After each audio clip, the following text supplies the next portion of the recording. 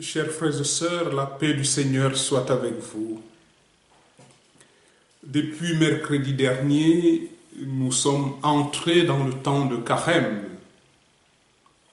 Et quand nous parlons de ce temps, nous pensons souvent à la pénitence ou aux privations. Et on s'est dit, il va falloir faire des sacrifices. On prend des résolutions. C'est bien, mais ce n'est pas suffisant. Parce que le temps de Carême est surtout autre chose.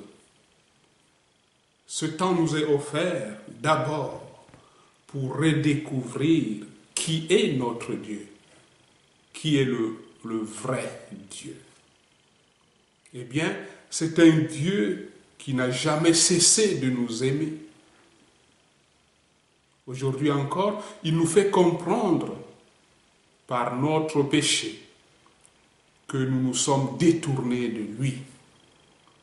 C'est tout le sens du cendre que nous avons mis sur nous le mercredi. Et cet appel du prophète Joël qui a retenti le jour du mercredi de cendre, « Revenez à moi de tout votre cœur ». Vivre le carême, ce n'est pas d'abord d'en faire les sacrifices, c'est surtout revenir à Dieu, regarder vers Dieu et nous attacher à lui. Si nous comprenons cela, mes bien-aimés, et si nous l'intégrons dans notre vie, notre carême sera rempli de cette présence et de cet amour de Dieu. L'évangile de ce dimanche nous montre justement Jésus venu pour le salut de tous les hommes. Jésus vient d'être baptisé par Jean-Baptiste au bord du Jourdain, où il a été manifesté à l'humanité comme le Fils bien-aimé du Père. Après cette expérience spirituelle, l'Esprit le pousse au désert. Il nous faut insister sur le mot « aussitôt » qui vient souvent, qui jalonne tout l'évangile de Marc. Aussitôt, l'Esprit pousse Jésus au désert. Nous devons en tirer pour nous-mêmes une conséquence pour notre carême.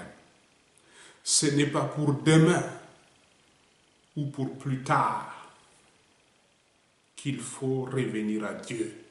C'est ici et maintenant que le Seigneur attend notre réponse, qu'il attend ta réponse à son offre d'amour.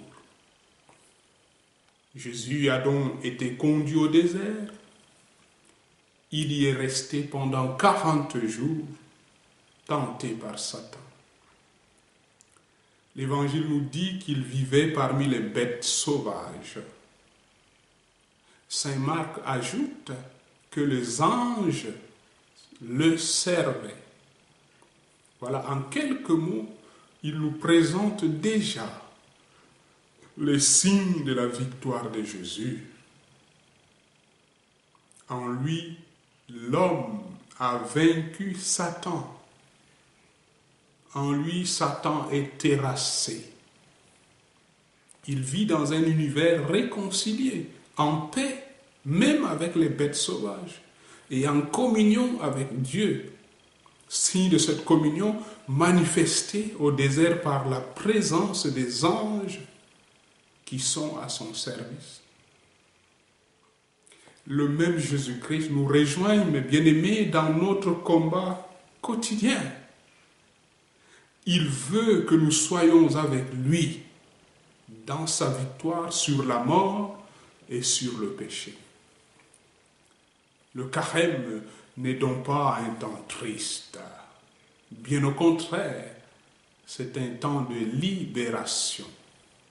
C'est le moment favorable pour nous libérer de tout ce qui nous empêche d'aller vers Dieu, de tout ce qui nous empêche d'aller vers les autres. Durant ces 40 jours, nous n'avons rien d'autre à faire que d'aimer. Et Jésus est là pour nous ouvrir le chemin. Nous vivons dans un monde imprégné par la violence, l'indifférence et le rejet de toute référence religieuse. À travers notre témoignage d'amour, tous doivent reconnaître que le règne de Dieu s'est approché, que le règne de Dieu est là. Ce qu'il faut avoir bien en vue, c'est que tout au long du carême de ces 40 jours, nous sommes donc en marche vers Pâques. L'horizon de carême, c'est Pâques. Un carême sans Pâques serait triste. Donc le fil conducteur de cette période se trouve résumé en quelques mots dans l'évangile de ce dimanche. Le règne de Dieu est là. Convertissez-vous et croyez à la bonne nouvelle. N'oublions jamais, mes bien-aimés, que notre carême est d'abord un chemin de liberté, un chemin de joie et de victoire. Sur les routes de l'Alliance, ta lumière nous conduit. Nous marchons pleins d'espérance. Tu nous mènes vers la vie. Tu nous mènes vers la vie. Bon dimanche et bonne marche vers Pâques. Que le Seigneur vous bénisse encore.